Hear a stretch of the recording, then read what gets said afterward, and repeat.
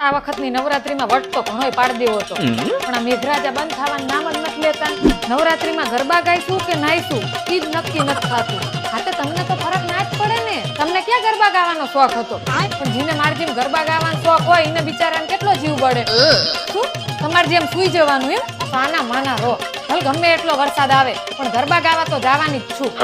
હેલા મને એક વાત ન સમજાતી, તમને ગરબા ગાવાનો તો શોખ હે નહીં તો પછી અડધી રાત સુધી શું કામ બેહી રહો? સાચું બોલજો. નાસ્તા માટે ને તો પછી શું કામ ઉજાગરો કરો હો? આ વખત જો તમારે ગરબા ના ગાવા હોય ને તો ઘરે જ રહેજો.